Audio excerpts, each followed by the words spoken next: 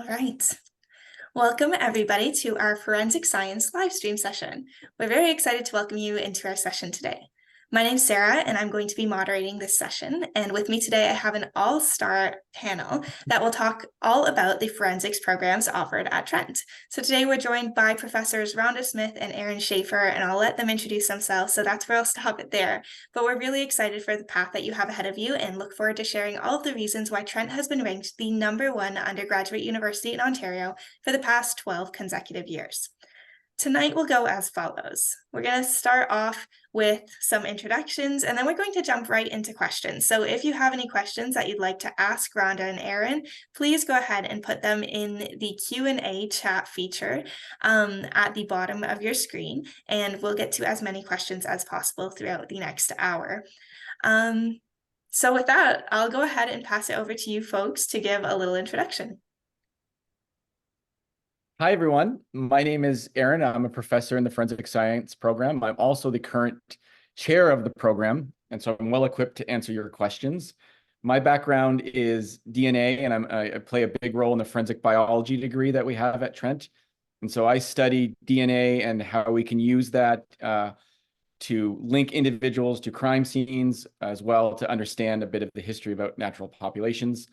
At Trent and in our program, I typically teach 3rd and 4th year courses, but we're a friendly program and you get to see us day one. We all come out and say hi to everyone, and I'm around to always answer questions like I am tonight. So with that, I'll throw it to Rhonda.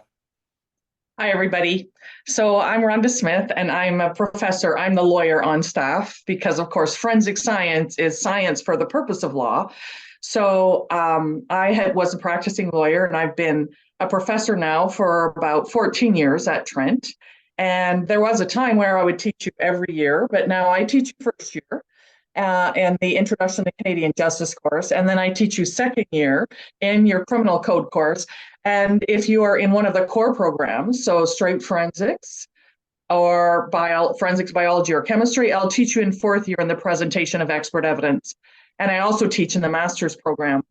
And my area, so I primarily teach, but I also do research in the presentation of expert evidence. And right now, I'm looking at whether giving evidence in person and how it compares to giving evidence virtually. So it's kind of interesting right now, isn't it? Because we're doing this virtually. How would that compare than if we were doing it in person? So we're working with the Center of Forensic Science on that to try to look at the efficiency and the effectiveness of both modes of giving evidence. And, one of the things that we're super keen on in our program is making sure that over the course of your 4 years at Trent, you actually take the stand, because a lot of forensic scientists will become expert witnesses. So there are different opportunities to take the stand in classes. We'll talk more about that in the experiential learning components. Anyway, I look forward to seeing you if you show up. Perfect. Thank you both. So I want to start off with a question for Aaron. So there are a few different program options within forensics at Trent. So can you just give us a brief overview of the various programs that are available to students? Sure. So in our forensics program, we have a few degree options. And the first 3 I'll talk about are what we call direct entry or core degrees. And you can apply for these directly out of high school. And so that's our forensic biology degree, our forensic chemistry degree, and our forensic science degree. These courses or these degrees differ in the courses that are packaged with that degree. Forensic biology, we allow 36 students in every year, and there's a lot of focus on DNA and the biology that we then connect to forensics and criminal investigations. Chemistry, on the other hand, we get 24 students into that program every year. And this program is special because you become a true chemist. You spend a lot of time in the lab learning all the techniques that are required to say or identify, drugs using mass spec and all these nifty instruments we have at Trent. So there's about 24 students that we allow into that every year. And then our core degree, which is the forensic science degree, is around 90 students. That degree, it sort of ebbs and flows. You can have a bit more biology, you can have a bit of chemistry, you have a bit of flexibility. but we see a lot of students interested in law and policing taking that degree. So those are our 3 direct entry degrees that you can apply to from high school.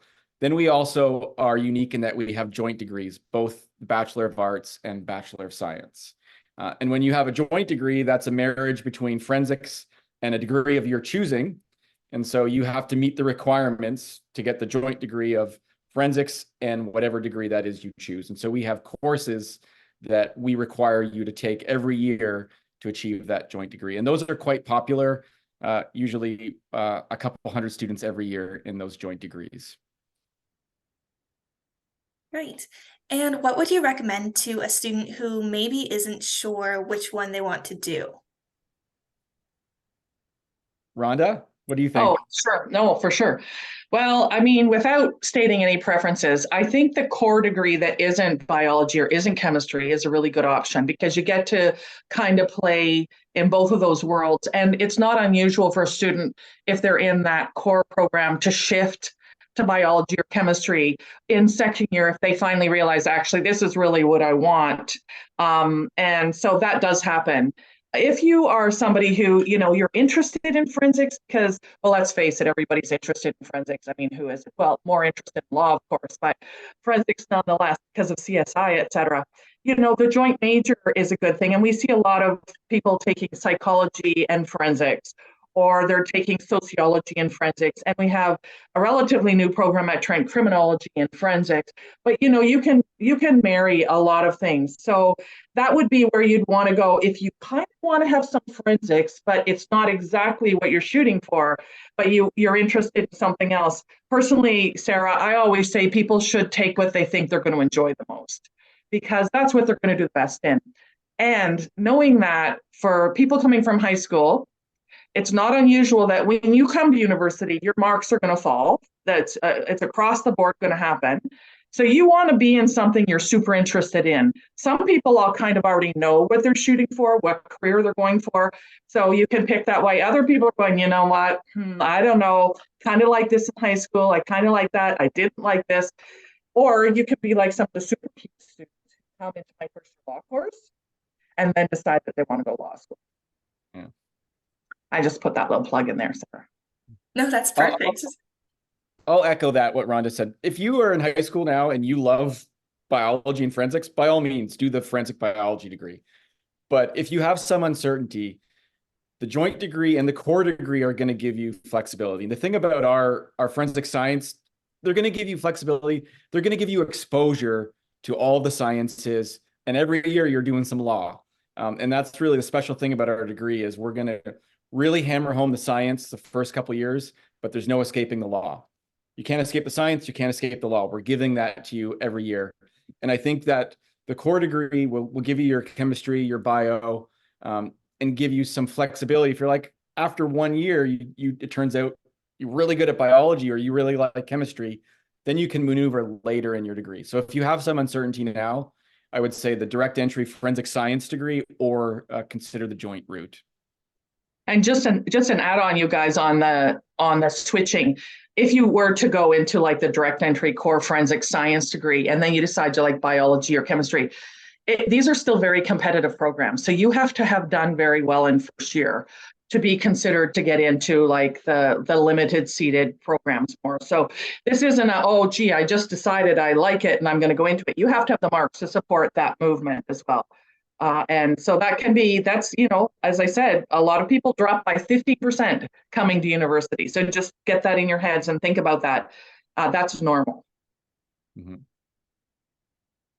I think it's a really great thing too to note that Trent has so many different supports available to students who are transitioning to university studies, whether that's coming from high school, that's coming from a gap year, or coming from college or another university. Even with our orientation programs, you'll get really familiarized with the different academic and student supports that we have to help you succeed and kind of help with that potentially tricky transition as well.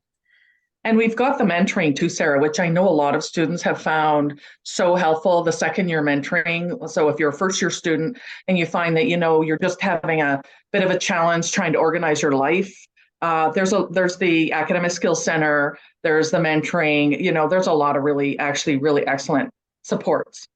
So keep that in mind, you guys, because a lot of people get here and they go, oh, this is, harder than I thought. Well, there are all these supports here to help you through. Maybe I can share a quick story. It stays in this Zoom room, but university is different. As Rhonda said, your marks are going to drop a little bit because the expectations, the testing is slightly different. And I failed my first ever university exam. And now I'm a professor. And it wasn't because I didn't study. It wasn't because I didn't try. There's just a lot happening and it's a different style. And so I learned the lesson the hard way. I sought out that support. I changed my study habits. I figured it out. I went out and I chatted with professors. I met them. And I would encourage you to do the same thing. And don't be discouraged when things don't go your way that first semester or two. And I bet, Aaron, because you did fail that changed your whole course moving forward, right? Like they say, out of failure comes success, right? Those are lessons hard learned, but good lessons to have learned. Absolutely. Thanks for adding that on. It's always great to hear some stories from people who have clearly succeeded going forward. Just because you don't do so well in your first year doesn't mean you won't do well going forward. So stick with it. We're getting a good number of questions in the chat, so I'm just going to start going through them. One of them is asking a little bit about what makes Trent's forensic program unique from other universities. Why are we a leader in the field? What are the advantages of coming to Trent? Which, do you want me to go first, Aaron, or do you want to manage this? Take this one, and I'll add on, and then I'll take the next one. Okay, so first of all, the fact that we have the 3 degrees within the core program, I think makes us unique, and that we keep the biology and the chemistry degrees relatively small makes us unique. We have an amazing crime scene house, which I mean it's just excellent. We also have the most law of any program, certainly in Ontario and probably in Canada.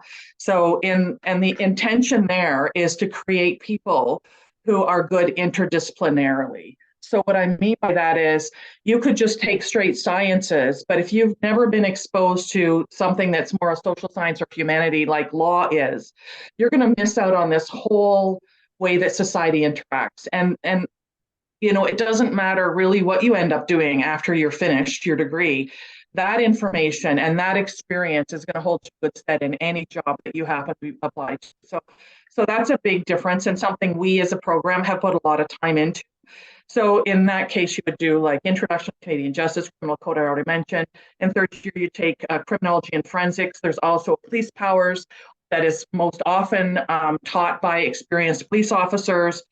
And we also have really cool liaisons with a number of outside agencies, the Canada Border Services Agency, obviously the RCMP, and we're often getting guest speakers in.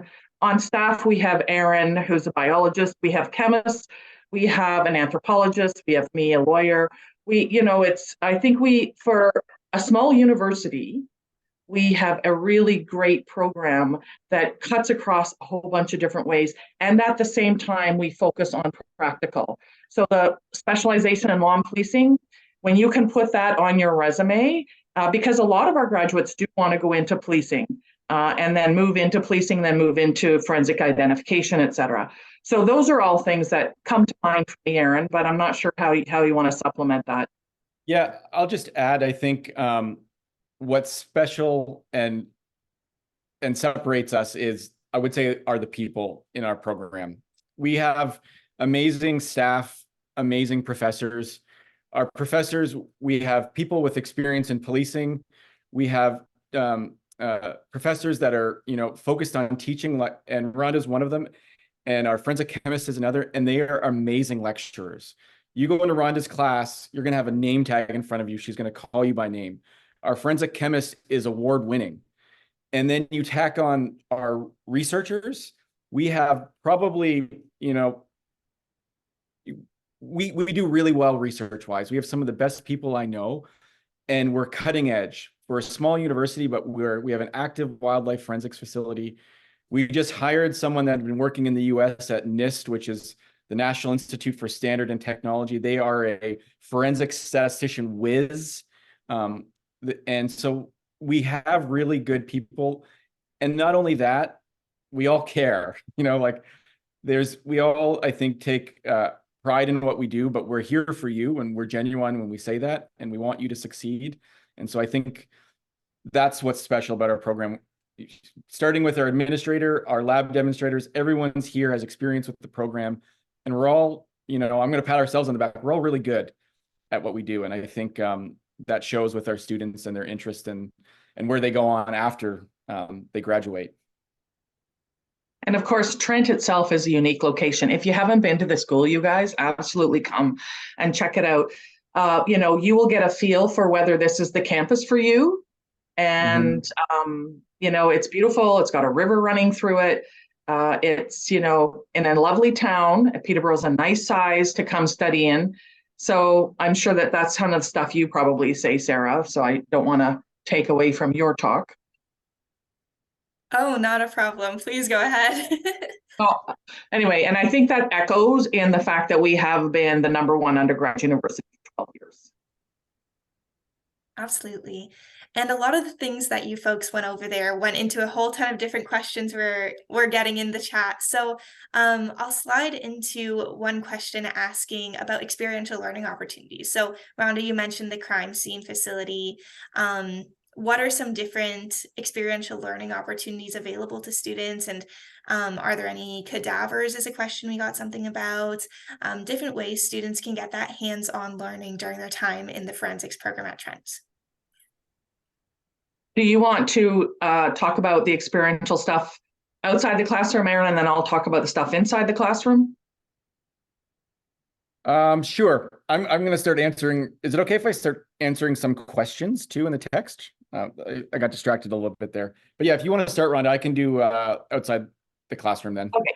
So within the classroom, I mean, obviously you get into labs. We've got the crime scene house, which is set up to like echo crime scenes, and then you get to study that.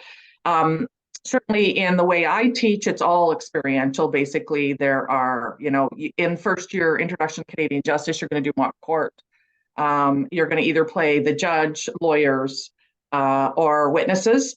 And so in second year, you're going to have the experience of, in criminal code, for example, you have to do a crime file video in a group where you're actually going to not replicate the crime, because we're not trying to encourage people to commit crimes here, obviously.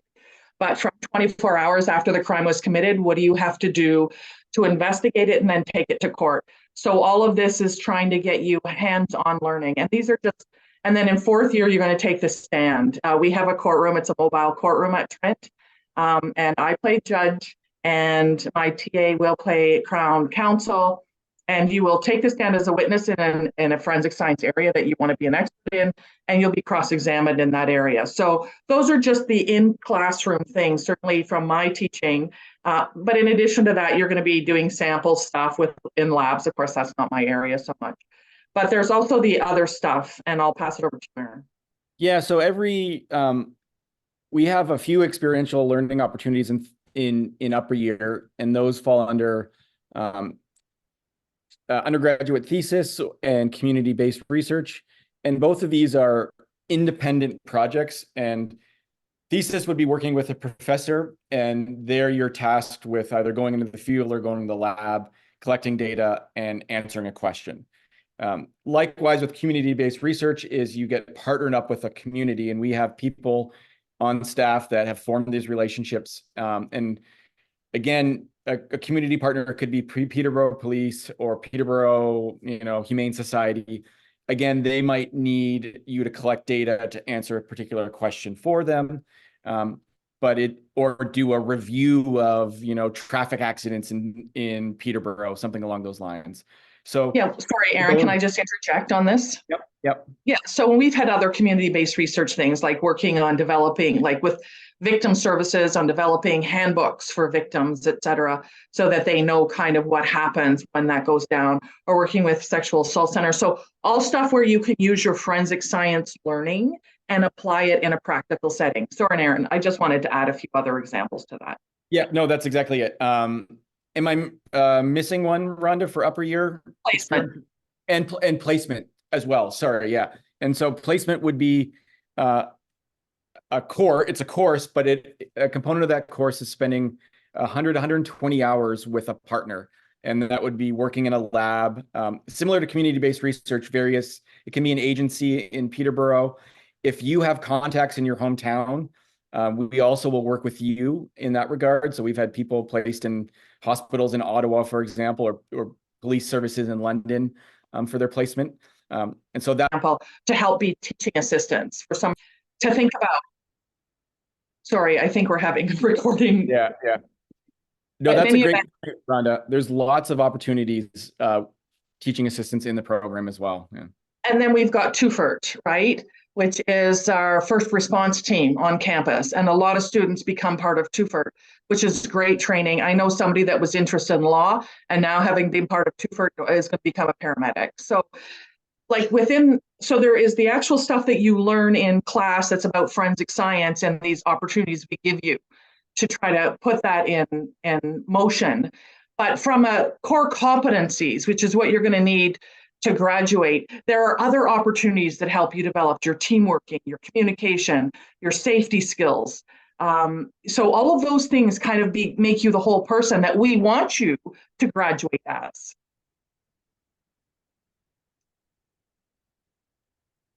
Perfect. Sorry about that, folks. My laptop just logged me out. So I missed some of that answer, but I'm sure it was very thorough, and I appreciate you taking the time to continue doing that. Hey, good job, Sarah, recovering that quickly, though. That's impressive. I've got some experience with it, so I'm a pro in this field now. The next question I'm going to put out there is, what type of careers do you see folks going into other than policing? Because we've mentioned that, or potentially law. Are there any other careers that you have alumni in currently? All sorts of careers and success stories. And so Rhonda, when Rhonda introduced herself, she talked about science for the purposes of law. And we take that definition and we live by that definition. So it's quite broad. So we view forensics outside of the scope of pure policing. So we've had students that go on and work in industry, go on and work with Canadian Border Services. If you're thinking non-policing, we've had students go into med school. Rhonda's had multiple students go into law school. Quite a few of our students will continue on into higher education. They'll do a master's in forensics or a master's in science. Of course, we have a lot of students that go into OPP and policing and forensic ident, but it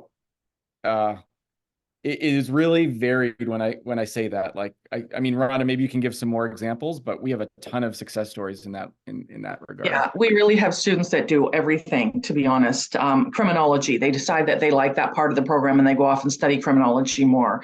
And then they get into things like, okay, working in policy at government level. Okay, how do we determine, who's more likely to do crime again, et cetera. So we have a student right now that was a student about 12 or 14 years ago. Aaron, I'm thinking about the student that's speaking at Trent right now, who is involved in death investigations. And I think in her earlier career, she was, at death sites where there were multiple deaths. I know this sounds gruesome, but you are thinking about forensic science people. So so all sorts of things. And I want to come back to, I think something that we always have to keep in mind is when you pick a program, you're going to learn some core substance, but what are your competencies that you're learning? And when you come, I think in our program, and it could be elsewhere too, but I know in our program, you're learning teamwork, you're learning how to talk, that's why I have you wear name cards. I want to hear what you have to say. I want people to own their thinking. You're going to learn critical thinking skills. You're going to learn how to analyze things. You're going to learn how to hear something and put it down in cryptic notes. And you're going to learn how to talk science to non-scientists. These are all really great competencies that can be used in many, many positions. So I think that's one thing we always have to keep in mind is, at the end of the day, what are the competencies you're walking away with? Great. We're getting some very specific career opportunities within this chat as well. So maybe you can speak a little bit more to if this program is good for people who are looking to become blood splatter analysts or forensic pathologists. Those ones are coming in quite frequently here. So a Okay. lot of, okay, go ahead, Ron. Let's just say forensic pathologist, for example. Quite a few of these career opportunities will require additional training. Pathologist is a good one. You have to be a doctor. And so if you're thinking about if pathology is your career goal, we like to talk about working backwards. Okay, so then you have to go to med school. How do you get into med school? Okay, do really well in your undergrad. And so forensic science will prepare you, and that degree is something you can use to get into med school. Keep in mind that some med schools might want you to have organic chem. That's a big one. And so you need to plan your course route along those lines. And so a lot of these things will require additional training, but forensic science is going to, it's going to keep a lot of doors open for you because of the nature of our degree, where you're getting bio, you're getting chem, you're getting law, you're getting criminology. You're going to know what you want after 4 years, or at least have a good idea. And it's going to keep that med school door open. I don't know if you want to add to that, Rhonda. Sure. Yeah. So my undergraduate research student from last year is actually applying to be a pathologist assistant. So a lot of times we think in terms of like the big job, but actually, like it's the same with med school. They're now physician's assistants. McMaster's got a really good physician assistant program. And these are great stepping stones as well. We've certainly had students go to med school. Most recently, from my experiences, and they have to have a master's even if you do stellar in your undergrad, that med schools are now almost requiring a master's. We've had lots of students go to law school. So, as Aaron says, it's about, if you really clearly know what you want, and, sometimes that's going to change anyway, you guys, but if you really clearly know, you look at the target and then you work it back 100%. I'll add on a personal note. I'm amazed every year at how well my students do when they leave Trent. Most of the students that I work with, say as a thesis that I get to know quite well, they've all more or less gone on to exactly where they wanted to be, whether that be med school, grad school, or a career. Maybe their expectations shifted a little bit, but they all got there. And, I don't know what that means, but it does say we're doing something right and we're preparing them for that next step.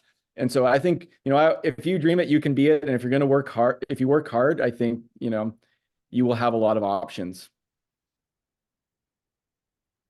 Absolutely. I find one way that's really good too, I know I did this a lot throughout my undergrad, is when you're in your classes or you're joining clubs, talk to other students who are with a similar major as you, and kind of ask them, what are you interested in doing when you're done graduating? Because sometimes they'll have ideas that you might have never even thought about.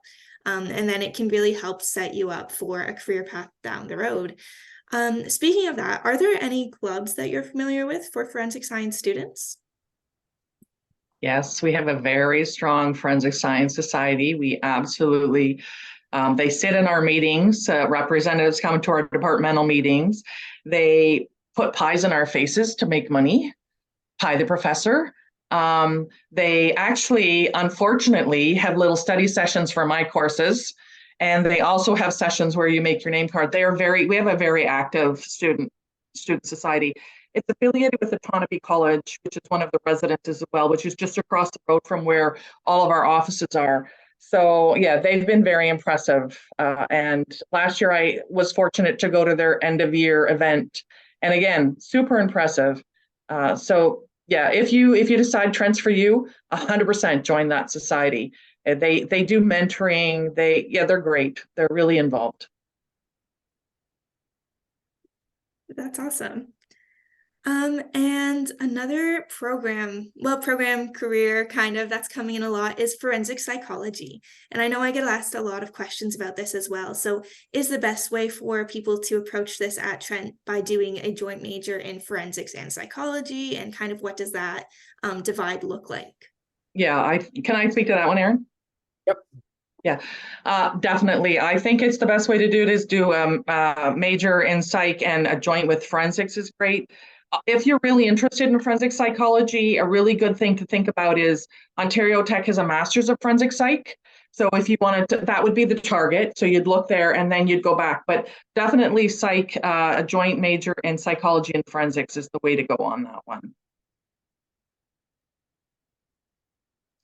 Perfect. Speaking of masters, Rhonda, you mentioned that Trent has a master's program in psychology, not psychology, in forensics as well. Some students have asked me before, is it an accelerated master's? Or how does that work when it comes to admissions for that, if you're familiar with that? Yeah. Aaron, do you want to take this one? Yeah, it is a 1-year course-based master's. So it's not an accelerated master's like if you're referring to some research degrees where you can start in your 4th year, but it is a 1-year course-based master's with a large placement component over the course of the summer. So for the first 2 semesters, you will have a small cohort of maybe 20, 22 students taking currently 5 courses, and they're advanced level courses. So we're going to challenge you to think a bit more critically. And the expectations are higher than they would be in undergrad. And then we offer a 4-month placement, and that can be a placement based on relationships we've developed with the program. But again, we will work with those students to find those placements. And those have been like amazing, but all over the country. They've been with the RCMP in Ottawa. They've been with Halifax Police. They've been with researchers at Trent. They've been with Canadian Border Services. And so you really get an immersive 4-month experience with an agency or a company, and you write a report at the end of that placement. So it's a really cool and unique experience. And the interesting thing too, Sarah, is Trent was the first university in Canada to have a master's of forensic science. And the reason that we decided to do this is we saw a lot of our students who wanted a master's having to leave the country to go do it. So we wanted to fill that gap. So we've been running our master's program for about 5 years now, and very successfully, I think. That's awesome. Leader in the field. Another reason why.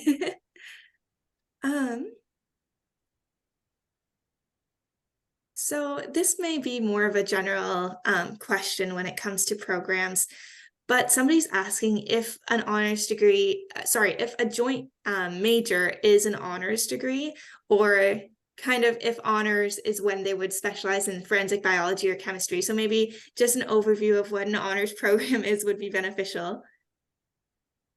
So generally an honors degree means you did university for 4 years, not 3 years. So you can do just a bachelor's degree, which is an honors degree in 3 years. But if you do a 4th year, it's generally an honors degree. Aaron, do you know, can we do a 3-year joint major in our program? No, we can't. So anything that you do in our program is going to be 4 years, and it would be an honors. So the honors is just generally meaning I did 4 years at Trent. And the joint major is, and I did it in forensics and psych, or forensics and whatever you choose. So what you could look at, and it's hard to think about this in high school, but this is going to answer some of the questions in the chat room. We have degrees and we have joint degrees, and all of them are 4 years. And all of these degrees have various requirements, and those requirements are specific courses. So a lot of the questions are like, what does forensic and psychology look like first year? And I hate to have to do this to you all, but you have to look at this document that we call the academic calendar. And this is our agreement with you when you come to Trent. But this is a massive document, but it's pretty easy to search. And so if you look in that document, and it's available online at Trent, and you Control F and you search for forensics, you'll see our 5 degrees: forensic biology, forensic chemistry, forensic science, joint Bachelor of Arts, joint Bachelor of Science. When you go to those degrees, they will lay out the expectation for each degree in terms of those courses. And so if you're thinking, hey, what does first year forensic psych look like? You have to go to that calendar and look at the psychology. What does their joint degree look like? What do they expect from you? And then likewise, what does forensics expect from you? Because it differs. The forensics requirements are going to be the same, but every single arts or science joint major, those expectations differ. So unfortunately, I don't have the answer when you're asking about what the courses look like. But that 400-page easy document to read is where the answer lies.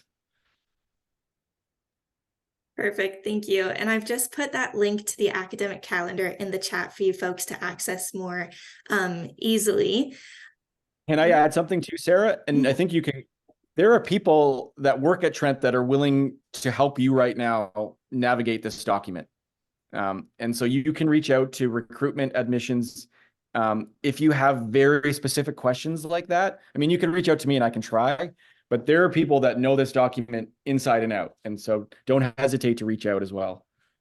Absolutely. You can send us an email or give us a phone call, and we'd be happy to walk you through the document. We also have one-on-one appointments available if you would like to chat with an enrollment advisor like myself. So I'll put those links in the chat towards the end of this session today.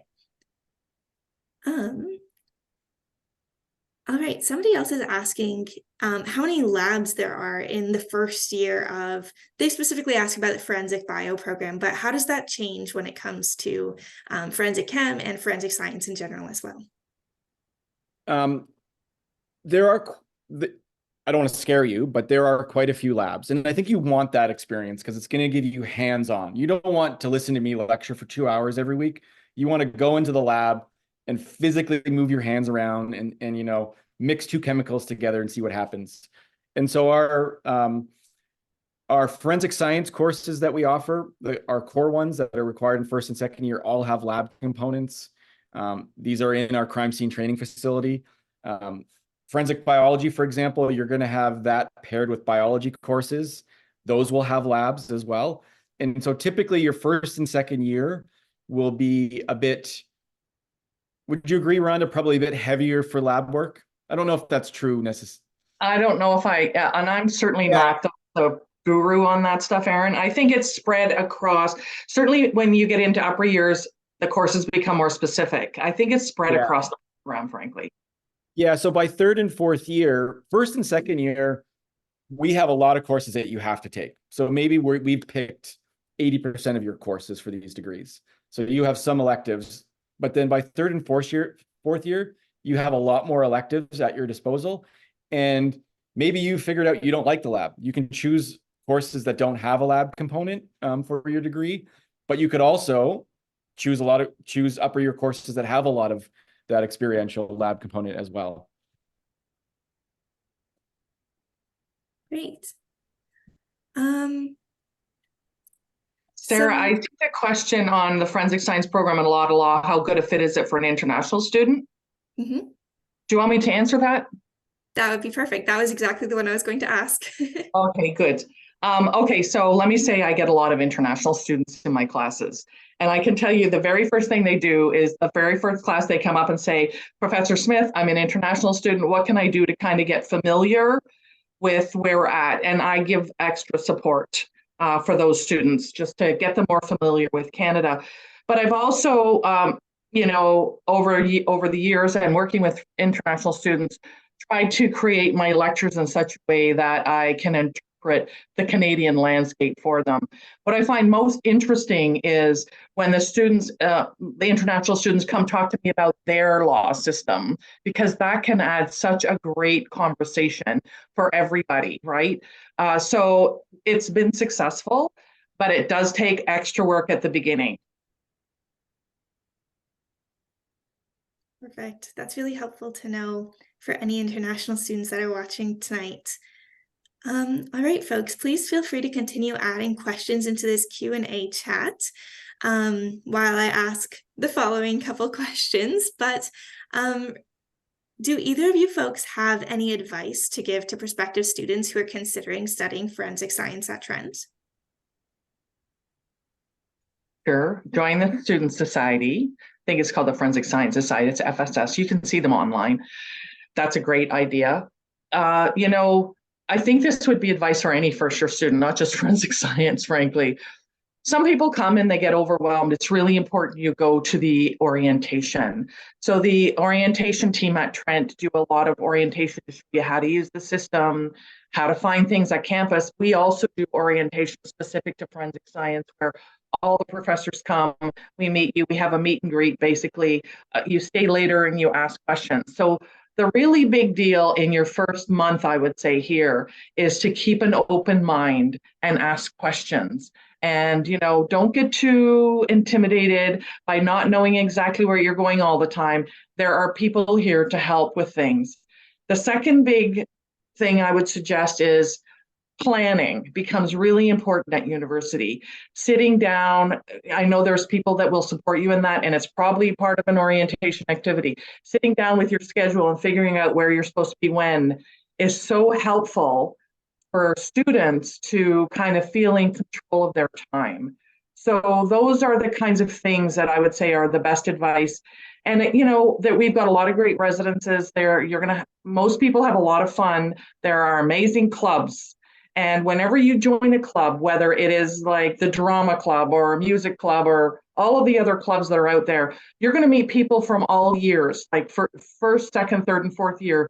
And knowing a few upper year students can be so helpful to figuring things out. First of all, buying textbooks from them, that's a big advantage. In my first year class, the very first day, you're going to meet the people sitting beside you, because I have you turn and meet people. Those are the people that you need notes from if by chance you miss a class, right? Or you form a study group with. So that is, just be keeping an open mind and getting to know people and being okay with maybe not knowing exactly what you're doing, but doing your best to prepare it. I think that's the best advice I could give. And I teach about 400 first year students first semester. So I see you I'm going to be the first. This year I was the first professor anybody ever saw, because they slotted me in at the very first time slot. So yeah. So, and the other thing is, never feel caution about coming and talk to your professors. At the end of the class, we're always there. We have office hours every week in person, and come talk to us, right? Get to know us. Come in if you don't do well on something. So that's something that I'm not sure how it works at other universities, but I know here I'm going to give you office hours. My TA is going to give you office hours. So there's a lot of availability. Yeah, I'll add 2 points to that. I think the planning ahead is really smart and something you need to think about. It's unfortunate, but your course selection can have impacts to your downstream course selections. In other words, if you really want to take blood spatter in fourth year, you need to make sure you have the requirements for third year, which might have course requirements for third year, which might have course requirements for second year. And so you need to plan accordingly, to make sure you have your dream degree. And there are people that'll do that with you, and you can become savvy with this document that's in the chat room. And planning ahead too involves planning what you're going to do after Trent. And that's a really hard thing to think about right now. But one thing you can do, as Rhonda said, is engage with us. Because after 4 years at Trent, when you start going on the job market, or if you want to go to grad school, you're going to need a reference letter. And quite often we're your go-to for a reference letter. And if I can't recognize you, if I didn't have a relationship with you, my reference letter isn't going to be helpful. And so make an effort every semester. I made a goal every semester in my undergrad was to get a professor to know my name. And I would make excuses to go to their office. They were probably annoyed with me, but my goal was I would have at least 6 professors that when they said Aaron, they saw my name, they could picture me and they could write something, personal about me in a letter. Because otherwise I just state your grade, how well you did, what I think you learned, and that's not a helpful letter. And so engage with us. And as Rhonda said, I think that's a special thing about Trent. Like, we are quite accessible. We have office hours. You will see us walking around. I will say hi. My door is open. You can come by and say hi. And so, take advantage of working with us. But the societies, like Rhonda said, university is the time of your life. There's a lot of distractions, but there's a lot of opportunity as well. So take advantage of that.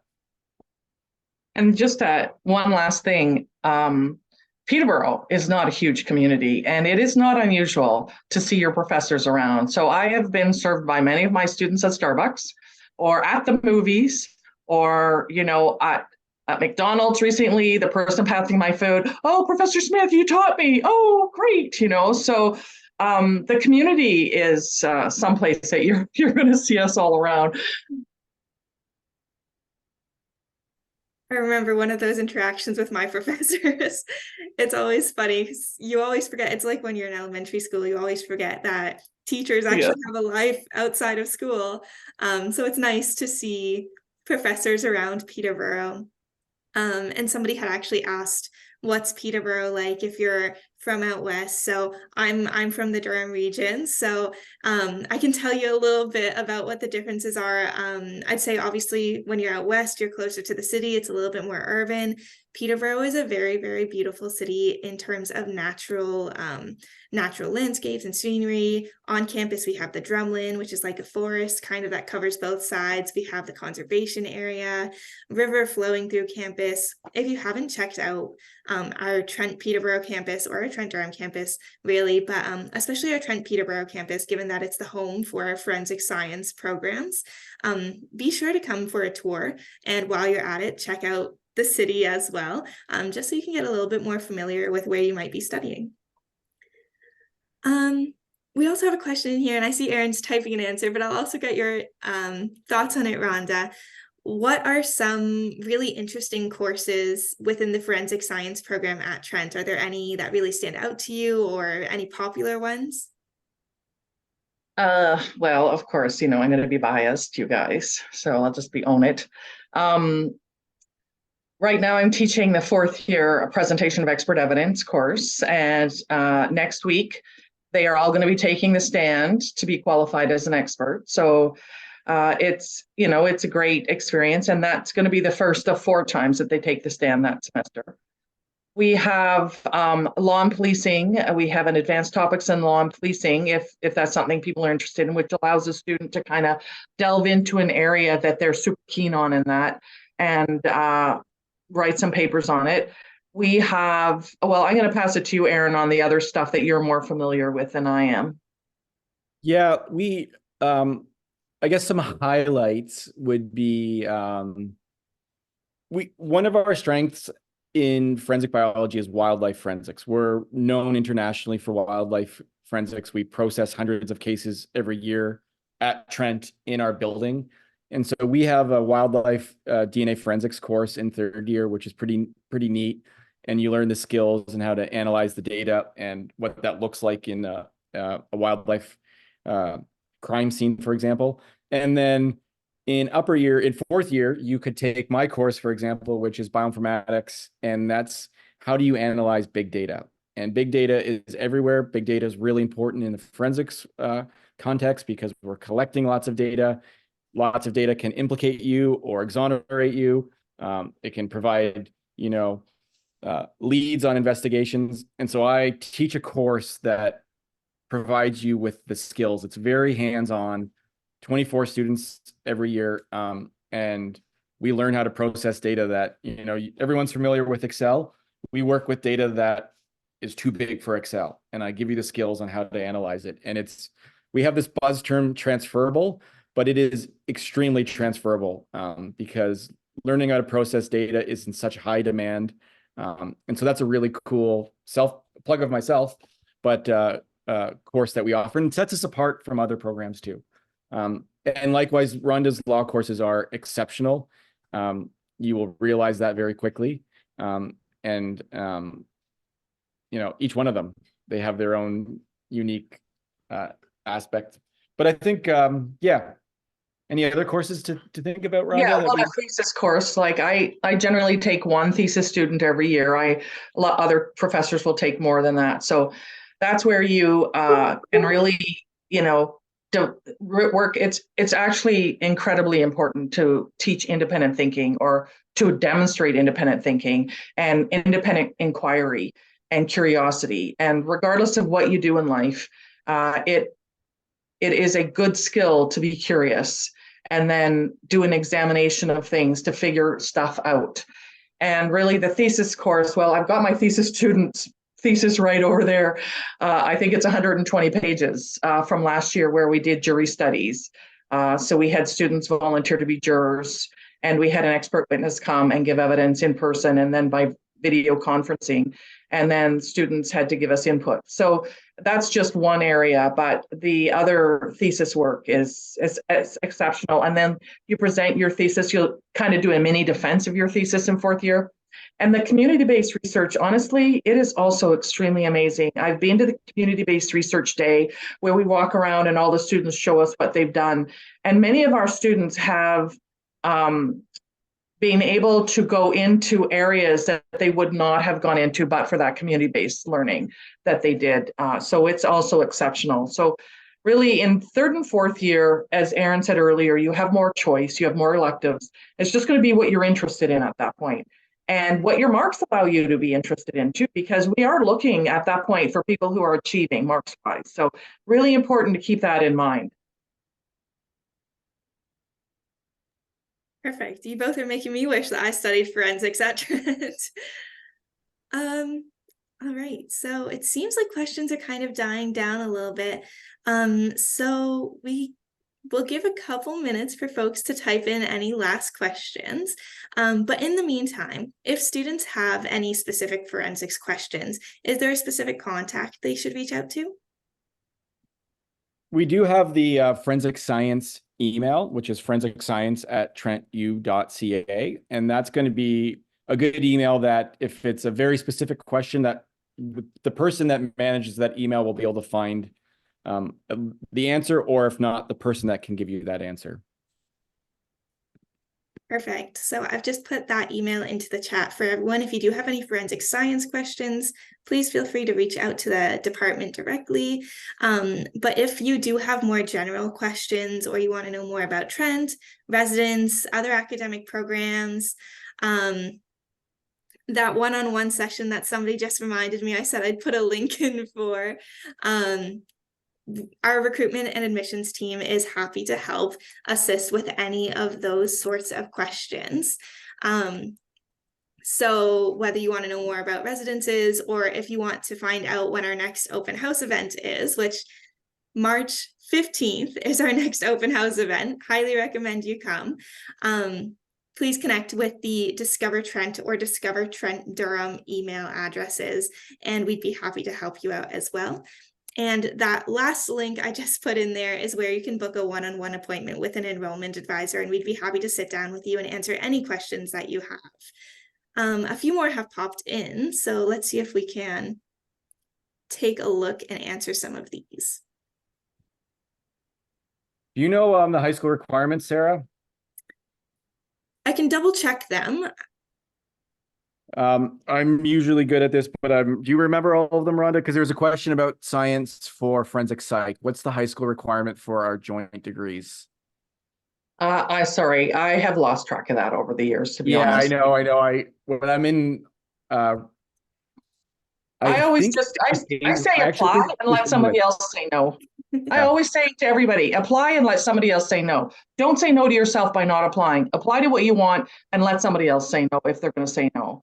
For forensic psychology, are there any science prerequisites?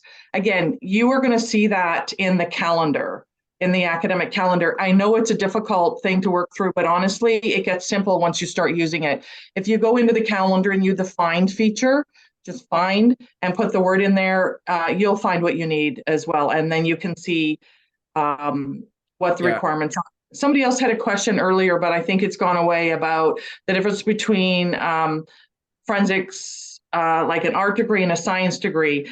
And really, again, Aaron has said if you go to that part of the calendar that deals with forensic science, you'll see the differences. But the really big difference is you take less science in the arts degree than you do in the science degree. And I just took a look at the high school requirements. If we're looking at forensic science in general, you need a minimum average of 75% overall in your top 6 4U or 4M courses, and those have to include your 4U level biology, chemistry, either advanced functions or calculus and vectors, and English. If you're looking to do a joint major, you need to have a minimum 70% overall final average, including your English with a minimum grade of 60%. So it doesn't seem like those other sciences are required. I knew that. Perfect. So proud of myself. So that's beneficial if you're not taking any of those high school sciences right now. So one of the questions, sorry, go ahead, Aaron. I was just going to comment on the living learning commons. That was a question. So this, I don't have a ton of experience with residence life, but Autonomy College is affiliated with the Forensic Science program. And there is the Living Learning Commons, where essentially you can choose to room and have a hallway with students that are taking forensic science. I think all of the degrees have this option. And so the real neat thing about it is you're going to be in a hallway with everyone that's going through the same thing you're going through. They're going to be taking the same midterms, the same quizzes, the same assignments. And so it helps you form a community. And my sense is the students that I've met that are in the LLC speak highly of it. Yeah. I don't know. Yeah, I would agree. That's my same thing. It also gives you really good access to us because you're across the road. But yeah, it is, it does become a tight community, and it's a great way to share notes and study together. So it has been very successful. Somebody says, I think I just lost the question, or it went away. Yeah, it's gone away. Sorry about that. Right. If questions have gone away, I've been typing some answers on the back end, so I probably gave them an answer already. Okay. Is that why? Thanks, Sarah. I think it was about what the difference between forensic science is and forensic end science. Did you answer that one? I did, yes. Okay, great. Thank you for that. No problem. For Kai asking if we have a general time frame for when acceptances for forensic science would come out. Typically, because it is a competitive program, we will typically wait until we receive your first semester grade 12 grades, just to make sure that we're giving them to students who are showing that they're succeeding in those grade 12 courses. So you can expect typically around, I'd say March is when we'll begin giving out those offers. All right. Last question is, can you talk a little bit about the equipment that the forensic science department uses? Yeah, sorry, Colin, I've been wrestling with your question because I didn't fully understand it. We have specialized equipment on site. As I mentioned, we are an active forensics facility, so we have all the equipment that's required to analyze and process DNA of wildlife and actually humans. At Trent, we also do all of the COVID wastewater screening. So we have a very high-end instrument that when you hear about, okay, the wastewater COVID data is going up, we're actually the ones producing that data for Peterborough. So we have, the highest end DNA equipment. Likewise, when it comes to chemistry, these instruments are expensive. And so we have the water quality facility, the water quality center at Trent, which has the main chemistry instruments that are required for forensics, but also all sorts of different analysis like mass spec and spectrophotometry as well. So we have those equipment available. Some courses you will actually get to use them. Other courses you might just get the data from them because they're in demand. But certainly there is a hands-on component where you get to work with quite a few instruments. Perfect. Great. All right. I'm going to answer this last question really quickly, and then we're going to wrap up just to be mindful of everyone's time. If a student, I believe I'm reading this question correctly, but this is more of an admissions question. So a student is just asking if somebody is taking more than 12 courses, I believe in high school, do we take a look at those extra courses? And the answer is that we will look at your top 6 for your 4M courses, no matter how many courses you're taking. We're looking at those top 6 highest grades, including those program prerequisites. All right, with that, I'm going to wrap up this this webinar, but we want to say thank you so much to Rhonda and Aaron for joining us today and taking the time out of your evening to help answer all of these fantastic questions that came in today. And thank you to all of you folks for watching and tuning in and being such active participants. If you do folks have any other questions, please feel free to contact us by email or giving us a call. They're all in the chat. So discover Trent at trentu.ca for general recruitment or admissions questions, and forensic science at trentu.ca for any forensic specific questions. Thank you all and have a wonderful night. Bye. Thank you, Sarah. Of course.